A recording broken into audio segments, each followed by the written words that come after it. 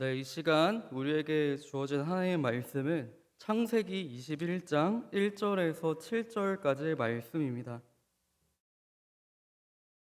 제가 가진 성경으로는 구약 25에서 26면에 있습니다.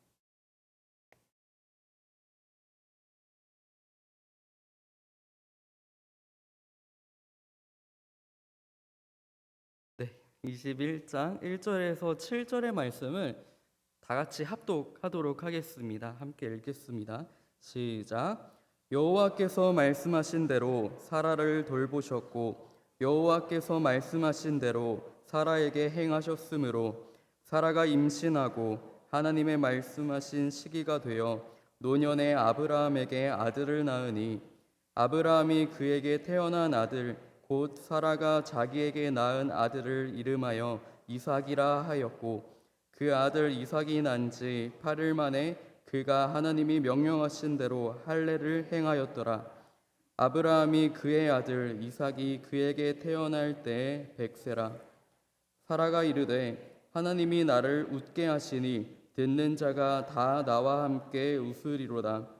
또 이르되 사라가 자식들을 젖먹이겠다고 누가 아브라함에게 말하였으려마는 아브라함의 노경에 내가 아들을 낳았도다 하니라.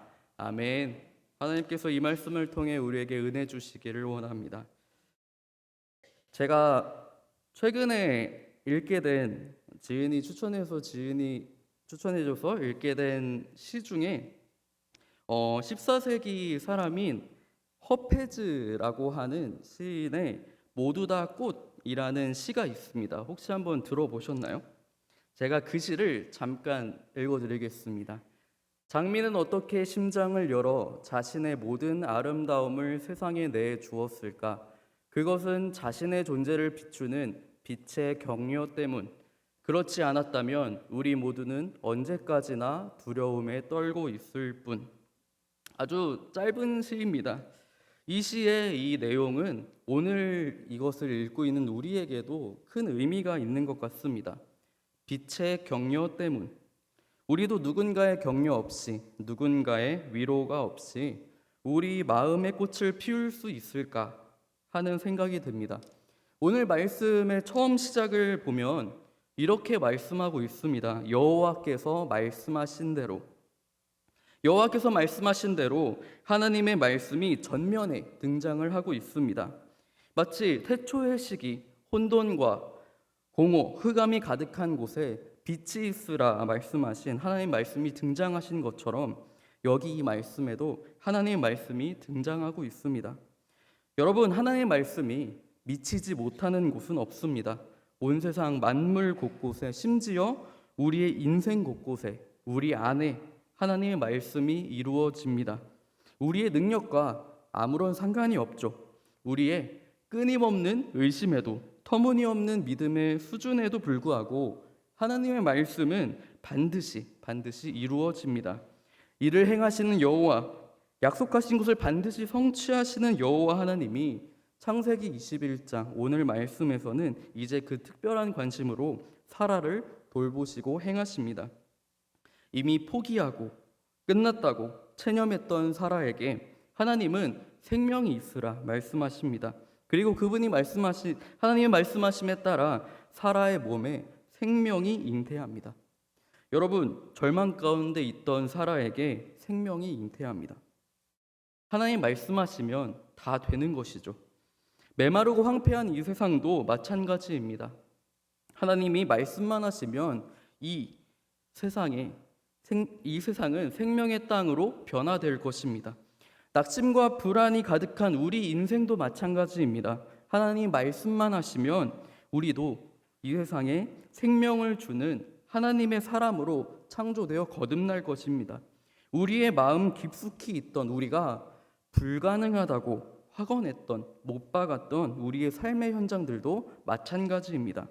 그렇기 때문에 우리에게 필요한 건 오직 하나님의 말씀입니다. 비록 부족한 제 입술로 들려지지만 오늘도 하나님의 말씀에 주목하시고 귀 기울이시기를 바랍니다. 각각에게 꼭 필요한 그 말씀을 하나님께서 우리 마음 가운데 닿게 하시고 그 말씀 우리에게 이루실 줄로 믿습니다.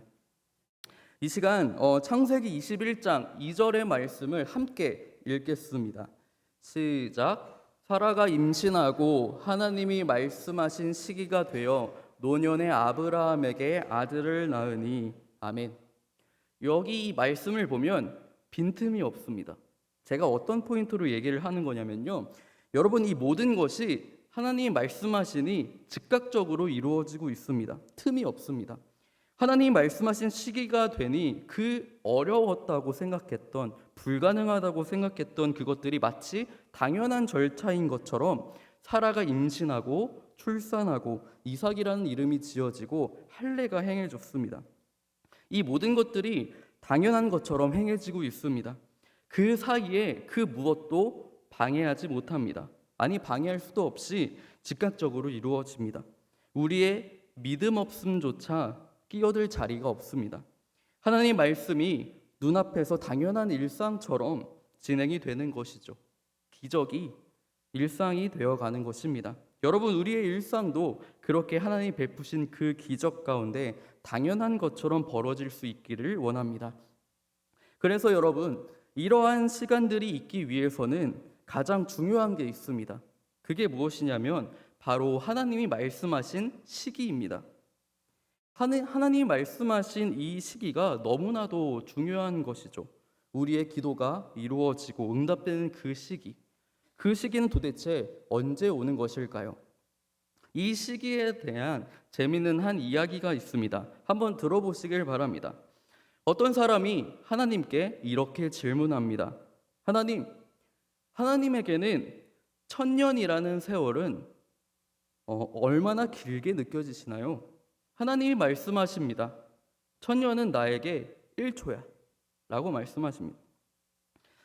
그 사람이 다시 한번 하나님께 질문합니다. 하나님, 100억 원은 하나님은 어떤 가치가 있습니까?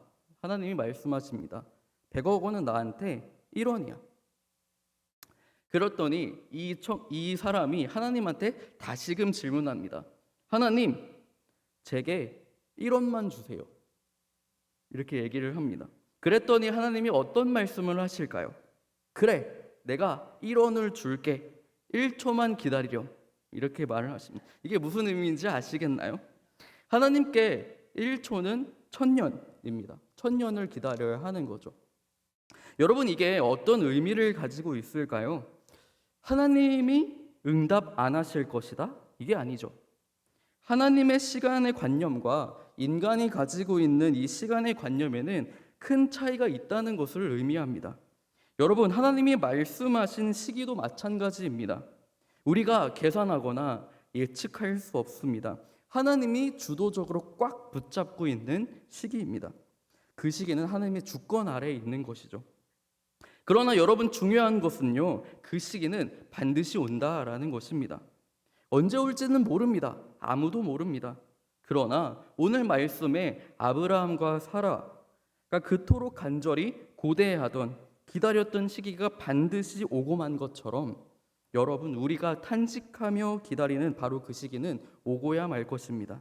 여러분, 믿어지십니까? 아멘이지 않습니까? 그래서 히브리서 6장 13절에서 15절의 말씀은 이렇게 말씀합니다. 하나님이 아브라함에게 약속하실 때 가리켜 맹세할 자가 자기보다 더 큰 이가 없으므로 자기를 가리켜 맹세하여 이르시되 내가 반드시 너에게 복 주고 복 주며 너를 번성하게 하고 번성하게 하리라 하셨더니 그가 이같이 오래 참아 약속을 받았느니라 말하였으리오마는 약속을 받았느니라. 아멘. 결국 하나님의 약속은 이루어지고 마는 것입니다. 우리는 그 사실을 반드시 믿어야 합니다. 하나님이 말씀하신 시기는 반드시 온다는 그 사실을 우리가 좀 더 잘 믿는다면 여러분, 우리는 조금 덜 실망하고 덜 절망할 것입니다. 덜 조급해야 할 것입니다. 조금 덜 어리석은 행동을 할 것 같습니다. 그런데 왜 이렇게 우리는 믿음이 부족할까요? 왜 이렇게 우리는 조급해야 할까요? 왜 우리는 어리석은 행동을 할까요? 결국 참지 못해서 돌이킬 수 없는 실수를 하고 나서야 우리는 후회를 합니다. 여러분, 아브람과 사라도 마찬가지였습니다. 그들도 오래 참아서 약속을 결국 받았지만 사실 그 약속은 전적으로 하나님의 은혜였죠. 여러분, 그들은 아주 조금 어리석었습니다. 하갈이라고 하는 여종을 통해서 얻은 아들 이스마엘이라 하는 존재가 바로 그것을 말해주고 있습니다. 여러분, 우리는 어떠합니까? 우리는 기도하던 사람들이죠. 우리의 기도가 응답되는 그 시기를 겸손히 인내하며 잘 참고 기다리고 계십니까? 사라가 온몸으로 그 시기를 경험한 것처럼 우리도 그 시기를 온몸으로 경험하며 맞닥뜨릴 그 순간은 찾아올 것입니다. 말씀은 이렇게 권면을 하고 있어요. 히브리서 6장 11절에서 12절의 말씀입니다. 우리가 간절히 원하는 것은 너희 각 사람이 동일한 부지런함을 나타내어 끝까지 소망의 풍성함에 이르러 게으르지 아니하고 믿음과 오래 참음으로 말미암아 약속들을 기업으로 받는 자들을 본받는 자 되게 하려는 것이니라. 아멘. 여러분, 게으르지 않고 믿음과 오래 참음으로 우리는 기다려야 합니다. 그 시기가 도달하기까지 기다려야 된다라는 거예요. 그러나 기다림은 어떤가요? 쉬우셨습니까? 쉽지 않습니다. 기다린다는 것은 늘 우리에게 고통을 가져다 주는 것 같습니다. 폴 투르니에는 이렇게 말합니다. 사람을 자라게 하는 것은 고통이 아니지만 고통 없이는 성장할 수 없다. 이렇게 얘기를 합니다. 여러분, 고통이 우리를 성장하게 할 수 있다라고 이야기합니다. 잘 아시다시피 기다림이라는 시간, 그 시간은 우리의 몸과 마음의 고통으로 배워가는 시간이죠.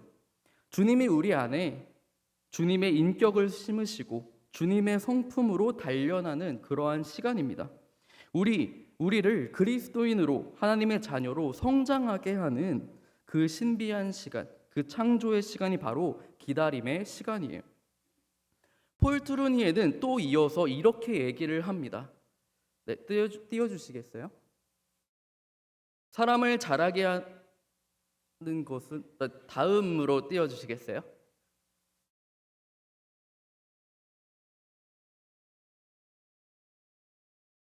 없으면은 제가 한번 읽어드릴 테니까 한번 잘 들어보시기 바랍니다. 우리는 하나님이 우리를 데리고 가시는 우회로들을 우리는 이해하지 못한다. 그러나 나중에는 그 우회로가 우리에게 필요했었다는 사실을 알게 된다. 이렇게 이야기합니다. 여러분, 기다림의 시간이 결국 우리에게 정말 필요하고 유익한 시간이었다라는 것을 나중에는 반드시 깨닫는 순간이 올 거라고 그는 말하고 있는 것입니다. 여러분, 광야의 백성들, 방황하며 걸어간 그 40년의 시간도 그러했죠. 필요한 시간이었습니다. 아브라함과 사라가 이삭을 얻기까지 걸어간 그 오랜 기간들도, 그 눈물의 시간들도 필요한 시간이었습니다. 그리고 지금 우리가 견디고 있는 이 시간도 마찬가지입니다. 필요한 시간들입니다. 그런데 여러분, 이 사실을 알고 계십니까? 여러분, 하나님이 말씀하신 시기가 오기까지 우리가 우리만 기다린다고 생각하지만 그렇지만 사실은 하나님도 우리를 기다리고 계신다라는 사실 말입니다. 여러분, 하나님이 아브라함과 사라를 기다리셨습니다. 창세기 16장과 17장 사이에 그 시간은 무려 10년 이상이라는 그 공백기가 있습니다. 하갈을 통해서 이스마엘을 낳고 난 이후에 하나님은 이 믿음의 사람들이 행한 아주 교묘하고도 계산된 행동, 이 불신앙, 믿음 없음에 대해서 하나님은 분노하셨습니다. 그리고 침묵하셨습니다. 그리고 기다리셨습니다. 그들이 하나님의 약속을 받아도 될 시기가 올 때까지 하나님도 기다리신 거예요. 다시 나타나서 하나님이 하신 말씀이 있으십니다. 창세기 17장 1절의 말씀입니다. 한번 띄워주시겠어요? 창세기 17장 1절의 말씀입니다. 제가 읽겠습니다. 유명한 말씀이죠. 나는 전능한 하나님이라. 너는 내 앞에서 행하여 완전하라. 완전하라. 여러분, 하나님은 우리를 기다리고 계십니다. 하나님은 하나님이 말씀하신 그 시기가 우리에게 찾아오기를 하나님도 기다리신다라는 겁니다. 그러니 빨리 우리의 불신앙, 우리의 고집스러움, 욕심, 계산 가득한 우리의 인생의 계획표는 하나님 앞에 내려놓는 것이 좋습니다. 그것이 그래서 겸손하게 우리가 나아가야 할 것입니다. 그리고 마침내 하나님이 말씀하신 시기가 우리에게 다다르게 되면 우리도 사라처럼 하나님 앞에 이러한 신앙 고백을 올려드릴 수 있게 될 것입니다. 우리 창세기 21장 6절의 말씀을 함께 읽겠습니다. 시작. 사라가 이르되 하나님이 나를 웃게 하시니 듣는 자가 다 나와 함께 웃으리로다. 아멘. 하나님이 나를 웃게 하시니 듣는 자가 다 나와 함께 웃으리로다. 나를 웃게 하신다. 나를 진정으로 웃게 하시는 분은 다른 사람도 아니고 다른 어떤 일들, 상황적인 게 아니라 바로 하나님이시다라고 고백을 하고 있습니다. 여러분, 사실 이 웃음이라는 단어는 여기서 처음 등장하는 게 아니죠. 창세기 18장에 그 웃음이라는 단어가 먼저 등장을 합니다. 하나님이 아브라함과 사라를 찾아와서 약속하셨습니다. 18장 10절의 말씀인데요. 이렇게 말하고 있습니다. 하나님께서 말씀하신 거죠. 그가 이르시되 내년 이맘때 내가 반드시 내게로 돌아오리니 내 아내 사라에게 아들이 있으리라 하시니 사라가 그 뒤 장만문에서 들었더라. 이렇게 말씀하실 때 사라가 장막 뒤에서 그 소식을 듣고 어떤 반응을 보였습니까? 18장 12절에 이렇게 처음에 이렇게 얘기를 합니다. 사라가 속으로 웃고 이르되. 속으로 웃었습니다. 이 웃음은 아까 전에 들었던 그 웃음과 의미가 달라 보이죠. 그 뒤에 보면은 내가 노쇠하였고 내 주인도 늙었으니 내게 무슨 즐거움이 있으리요. 여러분, 사라는 그때도 웃었습니다. 그 웃음은 어떻게 보면은 좀 더 깊숙하게 들어가 보면은 웃고 있지만 웃고 있는 게 아니었죠. 오히려 그 사라는 그 속에 눈물이 많았을 거라고 생각이 듭니다. 그 뒤에 말이 그렇게 표현이 되고 있어요. 내게 무슨 즐거움이 있으리요. 즐거움을 희망할 수 없는, 소망할 수 없는 그런 체념과 같은 웃음이었을 것입니다. 혹시 지금 우리 가운데 웃고 있지만 웃음이 아닌 헛헛한 웃음, 공기 중에 날아가 버릴 그러한 웃음, 눈물이 마를 날이 없는 그러한 체념 어린 웃음이 우리 안에 있는 것은 아닌지 모르겠습니다. 영성신학자 마르바 던을 아십니까? 그녀가 하나님의 백성이 누리는 삶의 특징에 대해서 단어를 하나 얘기하면서 설명을 하고 있는데 그 단어는 헬라어 힐라로테스라고 하는 단어인데요. 이것은 로마서 12장 8절에 우리 성경으로 즐거움이라고 번역되어 있습니다. 이 단어는 이 즐거움은 외부적인 환경이나 조건에 좌우되거나 신체적인 움직임을 동반하는 그런 종류의 즐거움이 아니라 이 단어는 그 의미를 보면은 마음이 웃는다, 눈이 춤을 춘다라는 그런 의미를 가지고 있습니다. 어떻게 그럴 수 있을까요? 우리를 향하신 하나님의 풍성하고 값진 은혜에 대한 우리의 깊은 인식, 참된 자신의 존재를 즐거워할 수 있도록 우리를 자유케 하시는 하나님의 사랑에 대한 깨달음, 그리고 우리에게 주신 은혜의 선물을 통해 역사하시는 그분의 신뢰로부터 그 즐거움이 시작되기 때문입니다. 그러한 종류의 명랑함과 유쾌함이 바로 하나님을 믿는 사람들에게 나타나는 특징이다. 하나님 나라 공동체는 이러한 웃음으로 가득해야 한다라고 말합니다. 힐라로테스. 그러나 여러분 어떠하십니까? 여러분의 마음 웃고 계십니까? 눈이 춤을 추고 계십니까? 우리 옆에 계신 분의 눈을 한번 쳐다볼까요? 눈을 한번 바라봐 보시겠어요? 춤을 추고 계십니까? 네, 여러분, 우리는 예수님의 그 십자가 사랑으로 하나님께 받아들여진 존재가 되었습니다. 하나님께 받아들여진 존재입니다. 하나님께 사랑받는 존재입니다. 그 확신 속에 거한다면 우리 안에 흔들리지 않는 그 웃음이, 그 심오한 즐거움이 우리 안에 충만할 수밖에 없습니다. 그 즐거움이 우리 안에 충만하기를 또한 축복합니다. 여러분, 우리는 웃을 수 있는 존재들입니다. 그러나 사실 우리 인생에 찾아오는 많은 고통들 때문에 우리는 웃음보다는 오히려 더 많은 눈물, 그런 눈물 흘리는 날들이 너무나도 많은 것 같습니다. 그러나 주님은 알고 계십니다. 주님은 우리에게 눈물이 아니라 웃음을 주고 싶어 하시는 그런 분으로 우리에게 다가오고 계시기 때문입니다. 요한계시록 7장 17절에 이런 말씀이 있습니다. 한번 띄워주시겠어요? 네, 이 시간 함께 읽겠습니다. 시작. 이는 보좌 가운데에 계신 어린 양이 그들의 목자가 되사 생명수 샘으로 인도하시고 하나님께서 그들의 눈에서 모든 눈물을 씻어 주실 것임이라. 아멘.